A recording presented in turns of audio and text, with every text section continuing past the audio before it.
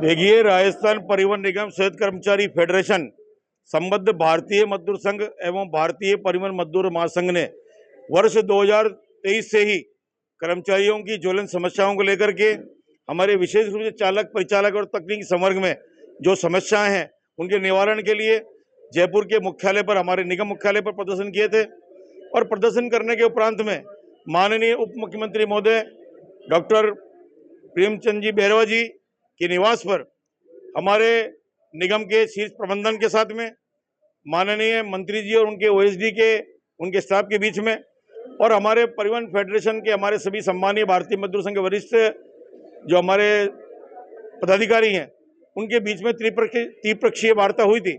और उस त्रिपक्षीय वार्ता के बाद में माननीय मुख्यमंत्री के कार्यालय स्तर से 14 सूत्रीय बिंदुओं पर निवारण करने के लिए हमारे निगम मैनेजमेंट को निर्देश प्राप्त हुए थे। लेकिन इतना लंबा समय बीतने के बाद में भी आज दिनांक तक हमें परिवहन फेडरेशन को किसी भी निवारण की जानकारी मैनेजमेंट से प्राप्त नहीं हुई है, ना ही हमें एहसास हुआ कि भाई ये निवारण हुए हैं। अभी इन्हीं सब बातों को लेकर के भारतीय मजदूर संघ राजस्थान प्रदेश के माध्यम से जहां सभी विभागों की ज्वलन समस्याओं को लेकर के एक विशाल रैली प्रदर्शन जयपुर में किया गया था, तब भी परिवहन फेडरेशन की तरफ से उन 14 सूत्रीय मांगों के साथ साथ और जो हमारे कर्मचारियों के साथ अनुचित समव्यवहार की कार्रवाई और होने लगी है, इन सबका शीघ्र निवारण के संबंध में हमने मांग पत्र दिया था। पर ये बहुत ही दुख के साथ कहना पड़ रहा है कि ना तो सरकार की तरफ से और ना मैनेजमेंट की तरफ से कोई सकारात्मक सोच के साथ निर्णय हुआ। आप ये देखिए कि इन सब बातों के कारण हमारे कर्मचारी जो लगातार 11-11, 12-12, 14-14 घंटे निरंतर काम कर रहे हैं, उनको समय पर अवकाश नहीं मिल रहे हैं। और ये देखेंगे आप कि उनके जो संवैधानिक अवकाश है, जैसे साप्ताहिक अवकाश है,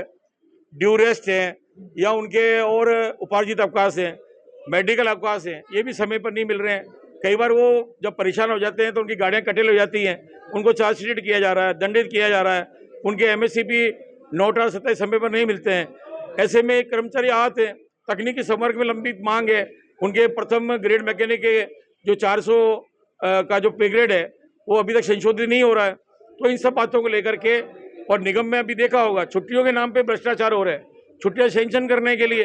अभी हमारे दोसागर में एक मुख्य प्रबंधक 20,000 की रिश्वत लेते पकड़े गए। तो इस प्रकार से निगम में कर्मचारियों का, विशेष रूप से हमारे चालक, परिचालक और तकनीकी संवर्ग के हमारे छोटे कर्मचारी जो सरकार की सरकारी योजनाओं का और मैनेजमेंट की योजनाओं को धरातल पर साकार करते दिन रात, ऐसे कर्मचारी बहुत ही परेशान है, आते हैं। और परिवहन फेडरेशन ने अब आगे बढ़कर के एक कार्यक्रम लिया है, आंदोलन करने का निर्णय लिया है। हमने 7 तारीख को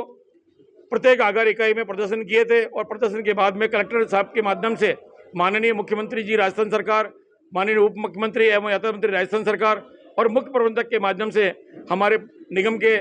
शीर्ष प्रबंधन, हमारे अध्यक्ष महोदय एवं प्रबंधक महोदय को हमने ज्ञापन दिया था, लेकिन उस पर भी आज तक विचार के लिए हमें बुलाया नहीं गया। और अब हम पूरे आगारों में प्रवास कर रहे हैं, जनजागरण कर रहे हैं। 20 से लेकर के 26 तक निगम मुख्यालय पर हम धरना देंगे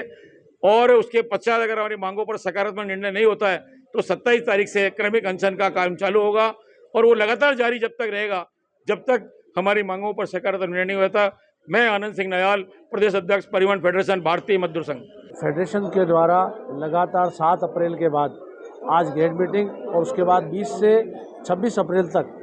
एक अनशन जयपुर में रहने वाला है। उसके साथ साथ अगर यदि 26 तारीख को अगर सरकार ने जो वार्ता नहीं की तो उसके बाद क्रमिक अनशन किया जाएगा और वो लगातार रहेगा जब तक कि हमारी मांगों को नहीं माना जाएगा।